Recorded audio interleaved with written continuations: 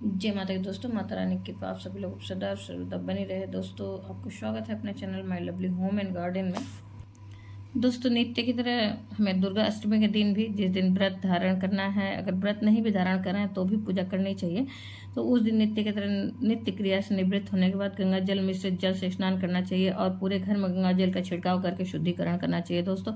और पूजा स्थल पर पहुंच के अगर चौकी रखते हैं तो चौकी पर लाल कपड़ा बिछाइए और कलश की स्थापना करिए। फिर माता की मूर्ति या फिर आपके पास तस्वीर हो तो उसे स्थापित करिए। लाल वस्त्र शुद्धोदक स्नान के बाद लाल वस्त्र पहनाइए और दीपक जलाइए और कलश की स्थापना करिए दोस्तों। दीपक जलाने के बाद संकल्प धारण करिए। संकल्प धारण करने के बाद पंचोपचार विधि या षोडश विधि से माता की पूजा कर सकते हैं दोस्तों। और आज के दिन माता के मंत्रों का अधिक से अधिक जाप करें। और आज माता की चालीसा और दुर्गा सप्तशती का पाठ कर सकते हैं दोस्तों।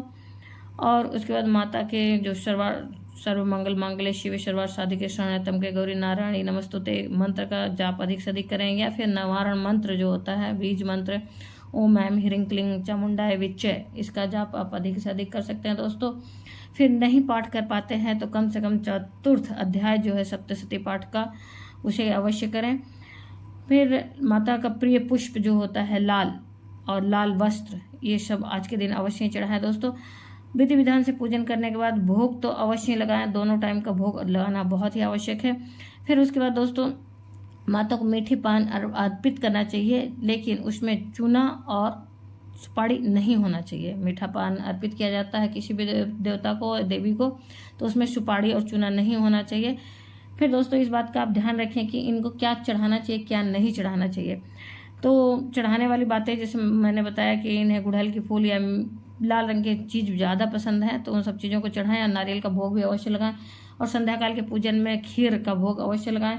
लेकिन तुलसी, दुर्वा, आंवला, मंदार, आम, आक के पुष्प, इन सब चीज़ों को भूल से भी, गलती से भी नहीं चढ़ाना चाहिए। इससे माता क्रोधित होती हैं, रुष्ट होती हैं।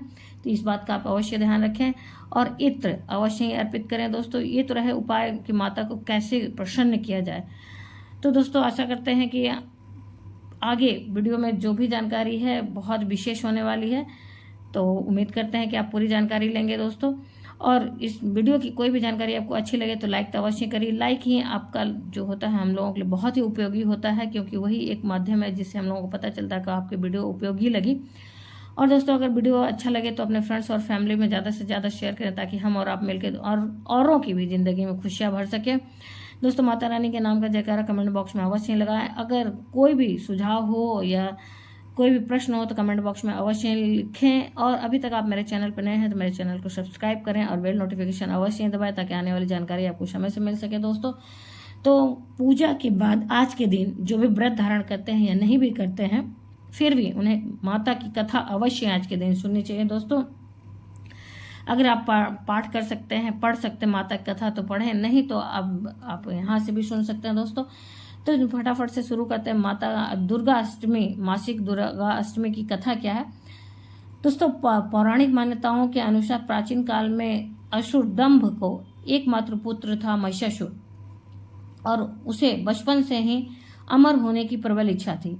वो अपनी इस इच्छा के कारण ब्रह्मा जी का घोर तपस्या किया, और उसकी कठोर तपस्या को देखकर ब्रह्मा जी प्रसन्न हुए और उसे वर मांगने को कहा। तो उसने अपने लिए अमरता का वर मांगा। तो ब्रह्मा जी ने उसके बात को टालते हुए कहा कि जन्म के बाद मृत्यु और मृत्यु के बाद जन्म निश्चित है, और इसलिए अमरता जैसी किसी बात का कोई अस्तित्व ही नहीं है। उसकी बात सुनकर, ब्रह्मा जी की बात को सुनकर महिषासुर ने एक अन्य वर मांगने की इच्छा जताई।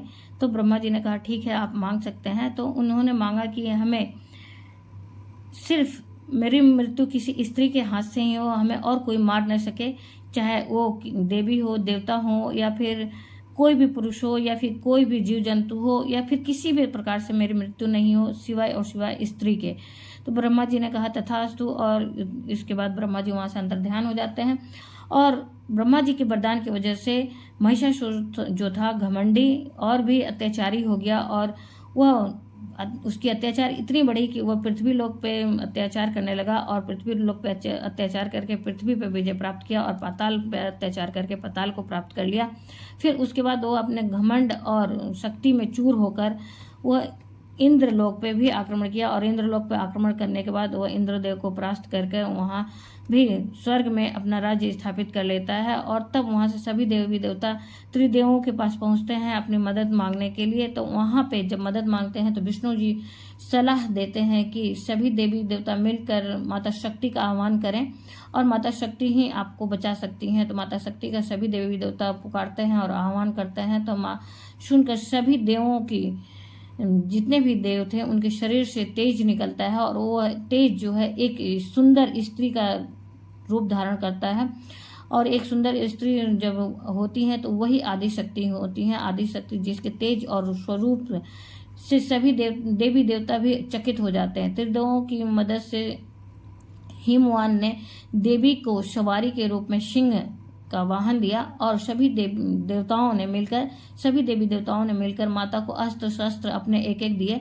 और इस तरह से माता सभी अस्त्र शस्त्र से सुशोभित होकर जब अवतरित हुई तो महिषासुर उनके सौंदर्य को देखकर अपने ऊपर काबू नहीं कर पाया और अपने एक दूत को भेजकर उन्हें अपने शादी का प्रस्ताव भेजता है, जिसकी वजह से माता बहुत अपमानित होती हैं और वह क्रोध में आकर उसे युद्ध के लिए ललकारती हैं।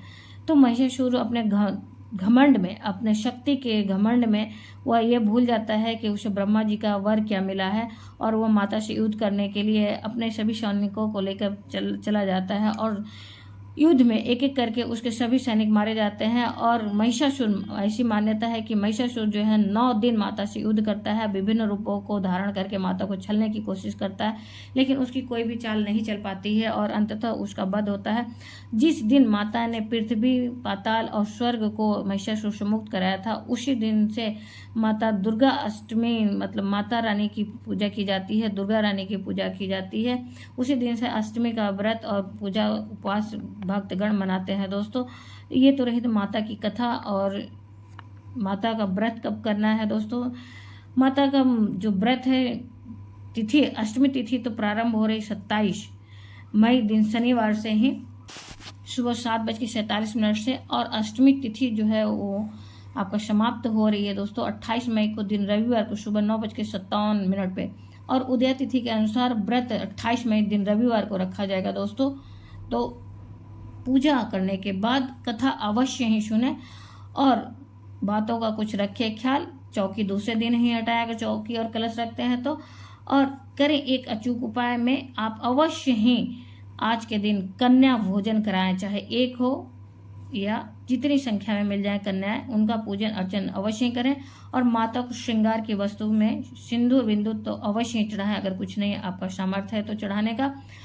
फिर उसके बाद दोस्तों, कन्या पूजन करने से आप बहुत सौभाग्यशाली हो जाते हैं। आपके हर कष्ट और हर पाप माता समाप्त कर देती हैं और आपके हर मनोकामना पूर्ण करती हैं। तो जय माता की दोस्तों। आशा करते हैं इस वीडियो की जानकारी आपको अति उपयोगी लगी होगी और अच्छी लगी होगी। तो दोस्तों लाइक तो अवश्य करिए, लाइक ही एक जरिया है जिससे हम लोग को पता चलता है कि आपको वीडियो उपयोगी लगी।